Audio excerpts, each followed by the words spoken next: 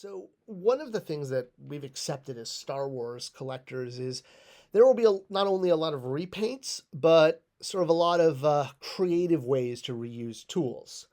We've had everything from, metallic figures to stormtroopers as gingerbread men. We've also had things like figures of concept art. But what we've never had are behind the scenes figures. Is this something that Hasbro should look at? Let's take a look at what could be if Hasbro decided to make Black Series or Vintage Collection behind the scenes Star Wars action figures on Spector Creative.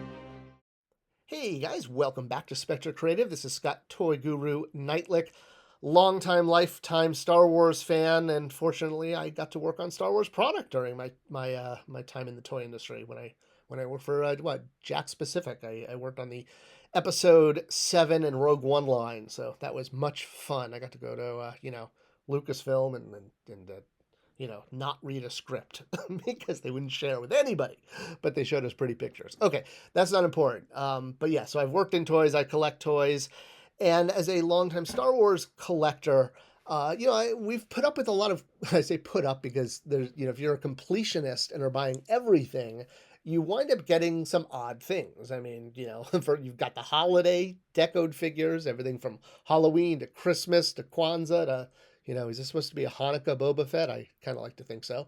You know what? Wasn't, Ezra a Jewish Jedi? Or the Mandalorians, at least, are Jewish. Go watch my video on that. I'll link it at the end. It's really fascinating.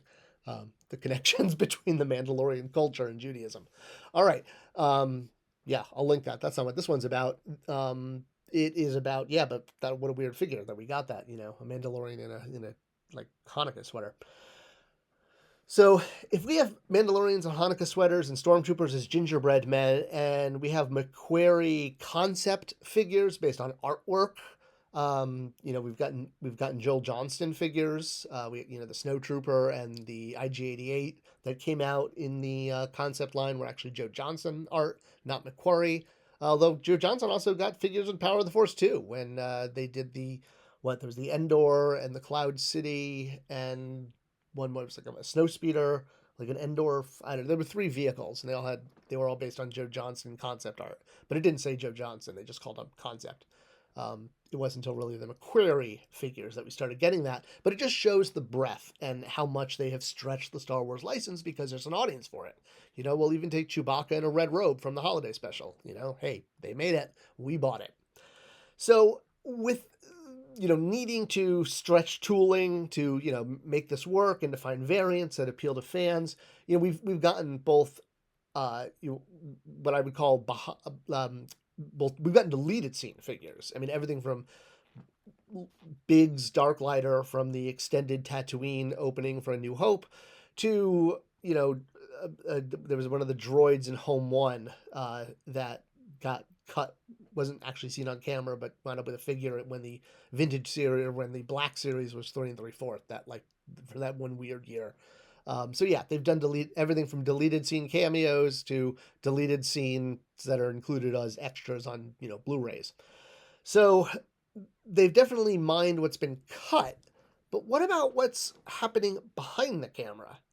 And I know you're probably like, well, what are you talking about? Well, there's a lot you could look at. I mean, some of the obvious are you could do, the masked fig characters without their mask. You could do, Darth Vader with where you see David Prowse, or Anthony Daniels in a C-3PO suit, or, Peter Mayo in a Chewbacca outfit with the head, off. Or maybe you could put the head on and take it off. There's any number of honestly hilarious behind the scenes shots, moments that could be recreated as action figure scenes, like Chewbacca carrying Leia and, Han pointing a gun at his head, that famous behind the scenes shot. I know we've got George Lucas as a stormtrooper and as an X-Wing pilot. We've never actually gotten a George Lucas figure. We've had Steven Spielberg as a figure in the Jurassic Park line. Mattel did that at Comic-Con. He even came with a camera and a clapboard and stuff like that. Would we want characters of George Lucas or, Irvin Kushner, or, any number of, I mean, even getting to the special effects people, and even the concept art. I mean, heck, we've got Ralph McQuarrie as the, the Hoth guy, but what about an actual figure of him? Would we want, some of the, the behind the scenes people who worked on it, the writers, the producers, um, like I said, I'm throwing this out there. I'm very curious what people would think. With Star Wars constantly needing to come up with ways to reuse existing tooling, since we've gotten figures redecoed as Kenner figures and we've gotten figures from deleted scenes and concept art, why not start mining behind the scenes as a source of action figure fodder, if you will?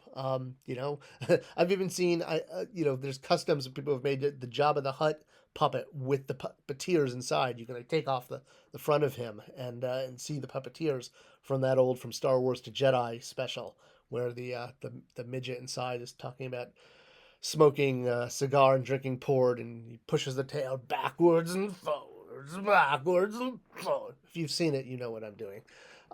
If you haven't, you're like, what the hell is he doing? Yeah, it's one of those old 80s Star Wars documentaries that, old people like me remember watching. Ah, childhood. So yeah, what do you guys think? Is Star Wars strong enough that we could actually reverse things and go behind the camera? And Richard Marquand, uh, I mean, Lawrence Kasdan, there's Marshall Lucas, there's endless names I could rattle off, but would we want, actors without helmets, or, behind the scenes moments, crew members? There's kind of three different categories to think about. Let me know in the comments, or, hey, Hasbro, if you're listening, what do you guys think? Let me know in the comments below. This is, it's always a pleasure to have you, and thank you for taking the time to watch. Passing this off to friends and colleagues is always the best way to support this channel, and it's much appreciated. Thank you as always, and yeah, you could check out the Mandalorian Jewish video thing right here. So yeah, there you go. Check it out, and I'll see you in the next video.